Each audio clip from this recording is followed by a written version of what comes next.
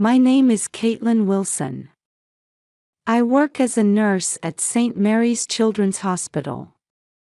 The young patients call me the doll-like nurse because of my petite frame and shoulder-length brown hair. Each day brings me joy as I find comfort in their smiling faces. I married my husband Michael 7 years ago. He works as a middle manager at an IT company and always makes sure to cherish family time on his days off. He's such a kind soul. Though sometimes his indecisive nature concerns me, especially when it comes to his mother Patricia's influence. Still, I find his genuine personality endearing. We have an 8-year-old daughter named Emma. She's in 2nd grade and is always popular in her class. With her bright and pure personality, she has a special charm that helps her make friends easily. Her dream is to become an artist, and our weekend routine includes shopping for art supplies together. When she's drawing, her serious expression makes her look like a real artist. Lately, she's been passionate about watercolors and even painted pictures to display in the hospital's pediatric ward. My mother-in-law Patricia is a former high school teacher who now holds considerable influence in the Church Women's Association.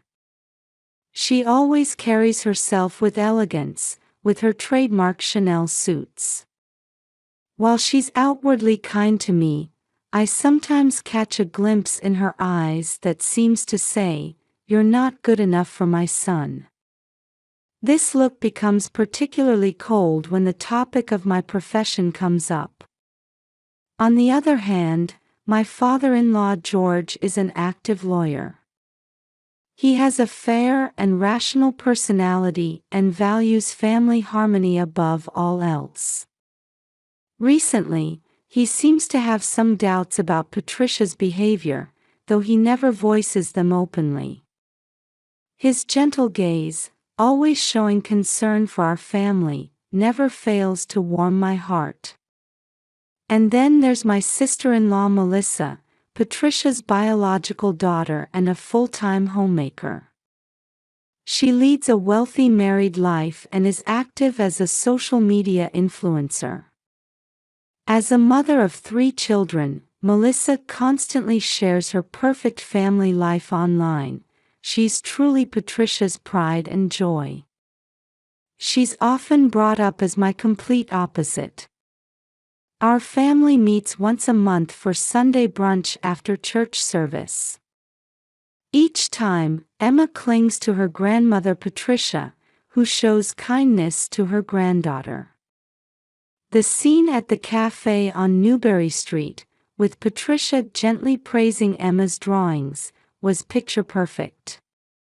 On the surface, it appeared to be an ideal family relationship. Patricia, who lives in Boston's upscale Beacon Hill neighborhood, is always conscious of her reputation. She posts vacation photos with Melissa's family on social media and gives detailed reports of her church activities. Strangely, photos with our family rarely appear. Sometimes, I felt uneasy about this selective posting. Despite these small concerns, our life went on peacefully. In our home in the Back Bay area, weekends are filled with baking cookies and doing crafts with Emma. Michael never shows his work fatigue and treasures family time. On holiday mornings, we go to the local farmers market for fresh vegetables, and in the evenings, the 3 of us enjoy homemade pizza while watching movies. We cherish these simple moments of everyday happiness. "Mom, does this dress really suit me?" Emma spins anxiously in front of the mirror. The pink frills float in the air like flower petals. The dress, a special birthday present chosen by Patricia, was indeed every 8-year-old girl's dream. It's beautiful, sweetheart. You look just like a princess. I stand behind my daughter, carefully curling her brown hair. Usually, we keep it in a simple ponytail, but today is special. I've even bought new heart-shaped hair clips to complete her perfect birthday look. Dad, is the video camera ready? Michael looks up from checking the camera settings in the living room. Batteries fully charged. Ready to capture every moment of today's star. We still have 2 hours until our reservation at La Bella Vista, on the top floor of the Prudential Center. This upscale Italian restaurant, with its panoramic view of Boston, was Patricia's choice. Emma had been proudly telling her friends at school about it. I wonder if Grandma is getting ready now. Emma murmurs while looking out the window. Melissa's children are coming too, right? I nod with a smile. Unusually, Patricia had been enthusiastic about preparing this birthday celebration. Let's all celebrate together, she had said, taking care of all the reservations and arrangements. Usually, she only paid attention to Melissa's children's birthdays, but this time was special. I was genuinely happy about this change. Shall we head out? At Michael's voice, my daughter and I finish our preparations. Putting on new pumps and grabbing my favorite shoulder bag. The birthday presents have already been delivered to the restaurant. Under Patricia's direction, everything from the cake to the flowers had been arranged. The spring streets of Boston were wrapped in an elegant atmosphere. Cherry blossoms in full bloom decorated the streets, with a gentle breeze blowing. Emma gazes out the car window, her excitement building for the birthday party ahead. Look, I can see the Prudential Center. Emma's voice bounces with excitement. The restaurant on the top floor of the skyscraper offers views all the way to Boston Bay. We leave the car with valet parking and step into the elevator. Emma, looking slightly nervous, tightly holds my hand. Your reservation name, please. Having reached the top floor, we're asked at the restaurant's reception. Patricia Wilson's reservation for 6 people at 6 o'clock. The receptionist checks the reservation list and shows a slightly confused expression. I'm sorry, but I don't see that name in today's reservation list. My heart stops for a moment. Please wait while I double-check. Michael takes out his phone and starts calling Patricia. There's no answer. Emma looks up at me anxiously. Mom, why aren't Grandma and everyone here? 15 minutes pass. The restaurant staff apologetically offers us seats in the lobby. The frills on Emma's dress seem to be wilting gradually. 30 minutes later, we finally get through to Patricia's phone. The voice coming through the speakerphone sounds oddly cheerful. Oh, was that today? A light laugh. In the background, we can hear waves and lively party music. Patricia, what's going on? My voice trembles. Emma clutches my skirt tightly. I'm so sorry. We're currently on a Caribbean cruise with Melissa's family. Such a lovely deck party. Melissa's children are having such a wonderful time. Large tears start falling from Emma's eyes, making spots on the white tile floor. Don't call again. International calls are expensive. Bye now. Another light laugh. Michael's face has turned pale. I take a deep breath and speak as calmly as possible. I understand. Let's live as strangers from now on. I hang up. A heavy silence falls in the restaurant lobby. Emma is crying, trying to hold back her voice. Each time her small shoulders shake, I feel something tearing inside me. At that moment, the restaurant manager approaches us. Looking at us with warm eyes, he speaks quietly. We've prepared a special table for you. Would you allow us to help celebrate your daughter's birthday? A lovely window-side table with the best view. Through the manager's thoughtful arrangement, they'll even serve the cake we had ordered. Emma, though still occasionally sobbing, slowly begins to lift her face. Michael gently strokes our daughter's hair. Dad and Mom are here with you. Let's make this a special day for just the three of us. Seated at the table, the waiter lights the candles. The flickering flames reflect in Emma's eyes. Tonight, we'll create new birthday memories, just the three of us. As I made this resolution, my phone started vibrating. A message from Patricia. I silently deleted it. 3 days later, a single photo posted on Melissa's Instagram began to create quiet ripples. On the deck of a luxury cruise ship, Patricia is smiling, raising a champagne glass. The posting time was that very night. In the comments section, Church Women's Association members expressed their admiration. What a lovely family vacation. Melissa's children have grown so much. But there was one comment. Patricia, wasn't this Emma's birthday? That single line changed everything. In the ship's internet cafe, Melissa sees this post. Her expression freezes. Emma's 8th birthday.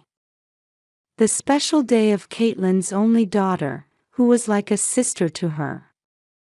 The special celebration her mother had promised. I need to talk to Mother.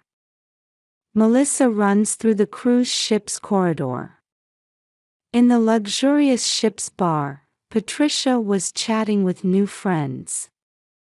Mother, what happened to Emma's birthday party?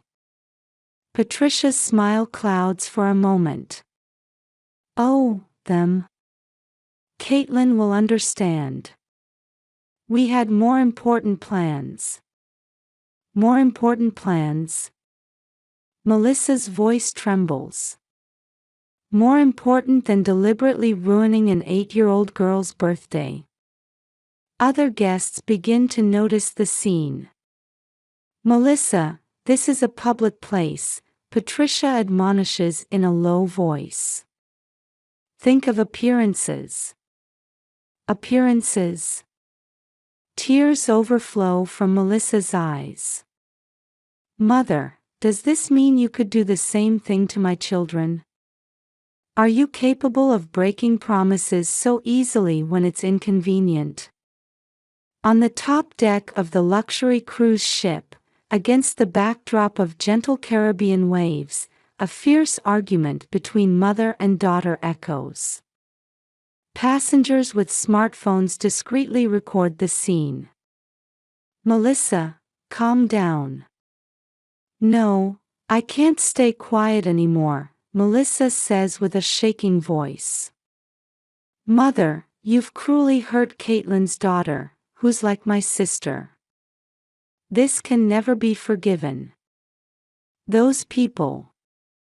I'm cutting ties, Melissa's voice rings across the deck. I won't let you see my children anymore. I don't want them influenced by such a grandmother. Those words, along with smartphone videos, begin circulating on social media. In Boston's church community, Patricia's reputation plummeted overnight. After Sunday service coffee hour, no one approaches her regular seat. She's asked to voluntarily resign from her important positions in the Women's Association. Then, father-in-law George delivers the final blow. In the study of their Beacon Hill mansion, after 30 years of marriage, George opens his mouth heavily. In 30 years of marriage, I've never been so disappointed. Outside the window, early summer rain falls quietly.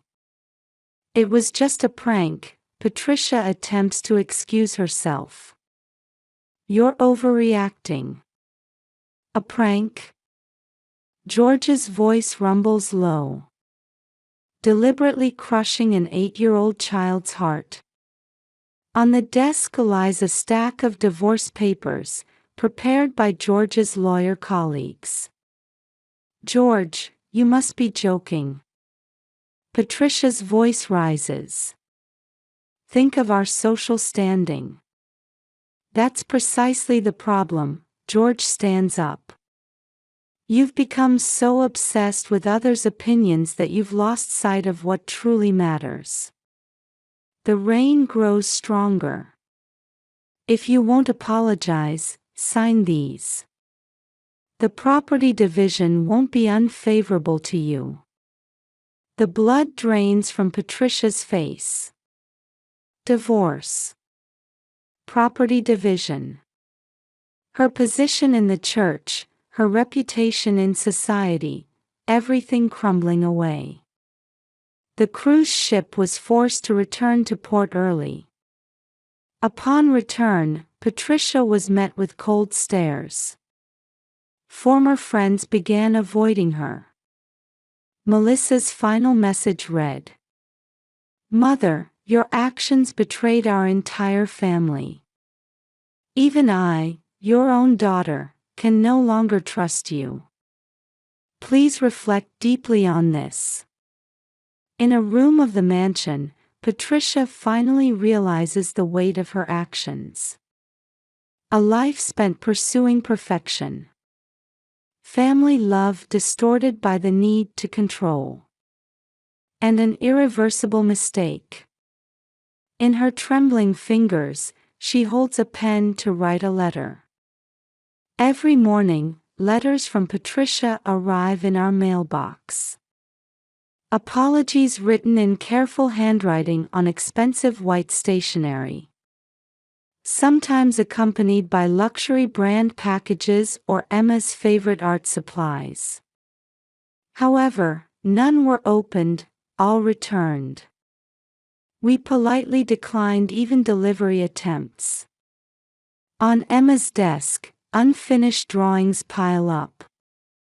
The once bright colors have disappeared, replaced by a monochrome world.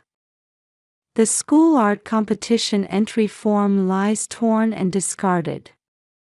As her mother, I could painfully sense how something had changed deeply in my daughter's heart.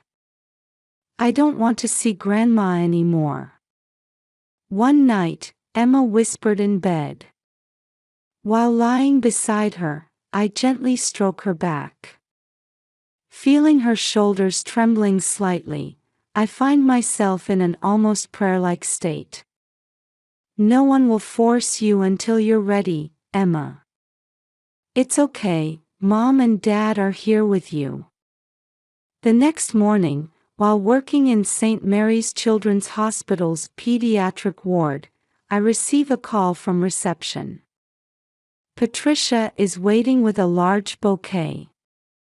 The sweet scent of white Casablanca lilies nearly reaches the ward. I'm sorry, but please leave. At my words, Patricia nods with tears in her eyes. She looks like a different person from the dignified woman she once was. Instead of her expensive Chanel suit, she wears a simple dress. Her once perfectly styled hair is slightly disheveled. Deep fatigue shows around her eyes. "Caitlin, just once is enough. Please let me see Emma." Her voice shows no trace of its former arrogance. However, I shake my head. Right now, my priority is protecting Emma's heart. A few days later, Michael receives a call from his father. "I want to hold a family meeting." George's voice has regained its former lawyer-like dignity. The location is set for his law firm's conference room.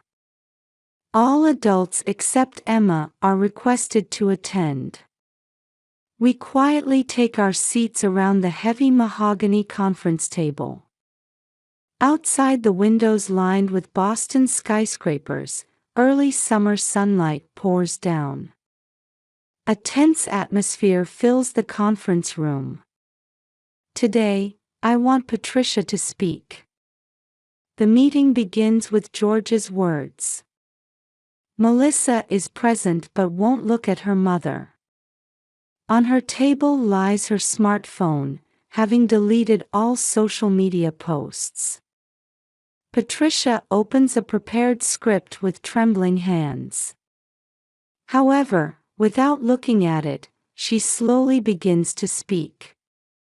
For the first time, her expression shows genuine regret. "I wanted to be a perfect mother." At these words, the air in the conference room freezes. Michael leans forward slightly. "For Melissa, I wanted to provide a life without any wants. In society, I wanted a position everyone would envy. But that obsession distorted everything. All my values were based on others' opinions." Patricia's voice breaks. George quietly offers her water. "Caitlin, I resented you. Your profession as a nurse didn't match my ideals. But that was just my prejudice. You are truly a wonderful person who can genuinely care for others." I listen silently. I can feel Michael's hand trembling beside me. Emma, she was so pure, truly trusting me as her grandmother. Me, who only used my position as a grandmother. I trampled on that innocent heart. Large tears roll down Patricia's cheeks. She shows no concern for her smearing makeup. I may not even deserve to ask for forgiveness. But I will carry the responsibility of hurting that child's heart for the rest of my life. I want to dedicate my remaining years to atonement. Melissa looks at her mother for the first time. Tears shine in her eyes too. The complex emotions of a daughter who lived only to meet her mother's expectations are visible. Throughout my life, I've only cared about others' evaluations. I even treated my own daughter like a tool for my vanity. Someone like me had no right to hurt my granddaughter. I finally understand that now. A long silence follows. Finally, I slowly speak. "Patricia, I can forgive you." All eyes turn to me. But it will take time to rebuild trust. Especially to heal Emma's wounds. She has nightmares every night. The memory of being betrayed by her beloved grandmother on her birthday is deeply etched in her mind. Michael continues my words. "Mom, let's start over. But this time, not as a facade, but as a real family. For that, you need to change yourself." Patricia bows deeply. Maintaining that position, she whispers a small, "Thank you." Her back looks smaller than ever before. I have a proposal for concrete reconciliation steps. George takes out some documents. They outline a schedule for gradual relationship restoration. First, meetings with Emma will be limited until she's emotionally ready. Until then, only monthly letter correspondence is allowed. All direct contact and gifts must be approved by her parents. Patricia is also required to attend regular counseling. Melissa states she needs more time to repair her relationship with her mother. However, she's willing to participate in these discussions for Emma's sake. Her determination shows strength in seeking a new family dynamic. I will cherish this opportunity. Patricia's voice shows genuine humility for the first time. 6 months have passed since then. No one sees Patricia at church anymore. Her regular seat at Sunday service remains empty, and her former friends in the Women's Association carefully avoid mentioning her. The curtains at her Beacon Hill mansion remain drawn, and the lights of parties no longer shine. Still, real change has begun. Every Tuesday afternoon, Patricia volunteers at a senior care facility in Boston's suburbs. Her glamorous Chanel suits have been replaced by simple care uniforms, and her once perfectly styled hair is now tied back simply. Patricia's readings really warm my heart, the facility residents have begun to say. Her reading voice shows no trace of its former arrogance. Especially when reading children's books, her expression takes on a gentle glow. Once a month, Patricia visits her psychotherapist. In a stylish clinic room, she gradually confronts her inner self. Now I understand how my obsession with perfection has hurt those around me, she quietly tells her counselor. On her lap lies a diary recording daily reflections. Its words show her determination to live a life of atonement. The relationship with Melissa remains a work in progress. Her once doted-upon daughter avoids direct contact. Her social media presence has lost its former flashiness, replaced by quiet reflections on true family values. I've learned much from my mother's mistakes, Melissa writes on her blog. Her posts receive thousands of likes, but that's no longer the goal, just a byproduct. George and Patricia have chosen to live separately. Though divorce was avoided, George rents an apartment near his law office and lives there. Occasionally, they share quiet conversations as he watches over Patricia's changes. Perhaps this distance feels right for both of them now. And Emma's drawings are slowly regaining their color. Though not yet fully rainbow bright, soft watercolors are gradually spreading across her canvases. Dad, Mom, I want to take classes at a new art school, Emma brought up one day. It's the same art school where Patricia secretly makes donations. Emma doesn't know, but her grandmother watches over her talent from afar. Once a month, brief visits are permitted. Patricia sits on a park bench away from Emma's elementary school. Avoiding direct contact, she can only watch her granddaughter smile from a distance. Don't rush, I told Patricia. Let's wait patiently for Emma's heart to heal. Recently, Emma mentioned her grandmother for the first time. I wonder if Grandma has changed, she murmured while looking up at the sky on her way home from school. A faint light of memory flickered in her eyes. Michael has begun to face his mother bit by bit. Every Thursday evening, he briefly visits Patricia's house after work. The two are slowly starting honest conversations they've never had before. Mom's perfectionism was binding us all. But now that she's aware of it, maybe we can build a new relationship, Michael told us. His words no longer showed uncertainty. Flowers still arrive weekly at St. Mary's Children's Hospital's pediatric ward. But they're no longer expensive Casablanca lilies, just simple seasonal bouquets.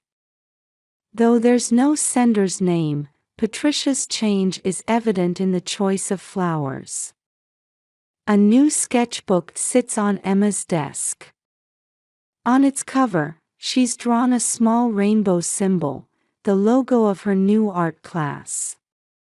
Beyond that rainbow, Patricia quietly waits for her granddaughter's heart to gradually clear.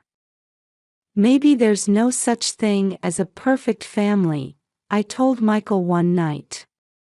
But perhaps being able to hurt each other and forgive is what makes a real family. Outside the window, Boston's streetlights cast a gentle glow, as if quietly watching over our family's new steps forward.